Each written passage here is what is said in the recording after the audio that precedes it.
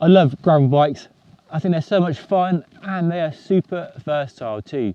You can use them for just about everything, from road to gravel and dirt tracks, everything in between with just a change of tyres. And we're seeing some really interesting and exciting new bikes being launched. So in this video, I picked some of my favourite gravel bikes that I've actually tested in the last year or so, and which I think make great contenders if you're in the market for a new gravel bike in 2020. But for now, enjoy my selection of bikes, and hopefully you'll watch it through to the end and you'll like it so much, you'll hit that subscribe button. Enjoy.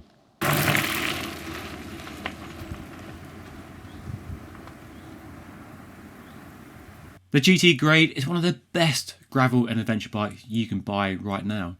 It might look odd, but that triple triangle design with skinny fiberglass core carbon wrapped rear stays provides an incredible amount of comfort on gravel and forest tracks.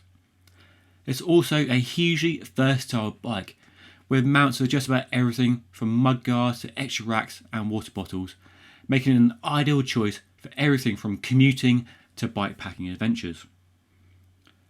The geometry provides a stable and relaxed fit.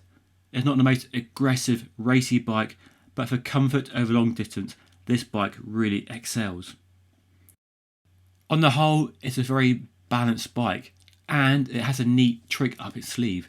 You can adjust a fork rake, which allows you to speed up the handling when you add heavy bikepacking bags and equipment, helping to make it an ideal choice for all sorts of gravel and bikepacking adventures you might have planned this year.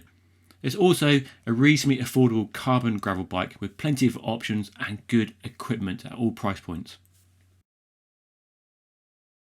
In 2015, Open launched a category-defining up, and for 2020 they followed it with the even more capable Wide.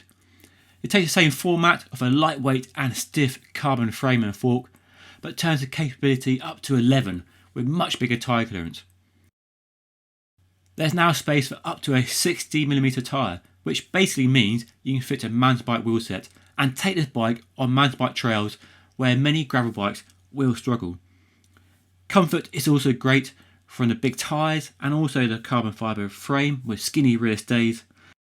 Other changes over the previous up, which I really like, is a 1x focus design, further increasing the tyre clearance, and a geometry which is a little taller and more relaxed, making it comfier over long distance riding, where this bike really excels.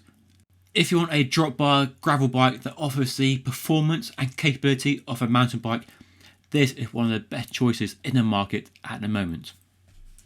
It is, however, on the pricey side. As a frame set option you need to build it yourself, and as a limited colour choice. But if you want one of the best and most capable gravel bikes, this has to be on your shortlist. If you want to go fast, then the new Cervelo Espero has to be a bike for you to consider this year. The company has brought all its road bike expertise and engineering knowledge to its first gravel and adventure bike with impressive results. The full carbon fibre frame and fork are both very light and very stiff for maximum power transfer, and the down tube is also optimised for aerodynamics, helping you go even quicker. There's full internal cable routing, there's neat bento box mounts on the top tube, and a bash guard on the down tube to protect the frame. Cervelo has also added adjustable fork dropouts to maintain the same fork rake regardless of the tyre width or wheel size, ensuring the handling remains the same whatever tyres and wheels you fit to the bike. That's something I expect to see on a lot more gravel bikes in the future. While it's clearly a very fast and rapid bike, it is not the most versatile. Yes, there are top tube mounts for a bento box, very neatly hidden underneath a plastic flap, but you can't fit mudguards and there aren't extra rack mounts and bottle mounts, so it's not the most versatile for bike packing adventures. But it is fast, the speed of the bike really impresses, and the handling definitely errs on the aggressive road bike side. So for a bike to transition from road to gravel at maximum speed, the Cervelo Espero is a very appealing choice. And it's not crazy expensive, with the entry level model providing a fairly good price point and equipment. After the sad demise of the Cannondale Slate, the company's top tier gravel bike is a brand new Topstone carbon, and it's got some impressive tricks up its sleeve. First and foremost is what they call the kingpin rear suspension. where a pivot joins the seat tube and the rear stays to provide up to 30mm of rear wheel travel. It helps to make it a smooth and comfy bike when you're dealing with rough washboard gravel surfaces, as well as forest tracks with roots and rocks. But it's definitely crying out for a lefty or headshock to provide a more balanced ride front to rear when dealing with very rough terrain. The full carbon frame and fork are both light and stiff, and the geometry is close to the Synapse endurance bike, ensuring it's a stable bike at high speed, but it's great on the road as well as being great off-road too. One downside with the Cannondale Topstone Carbon is in the pursuit for maximum rear tyre clearance.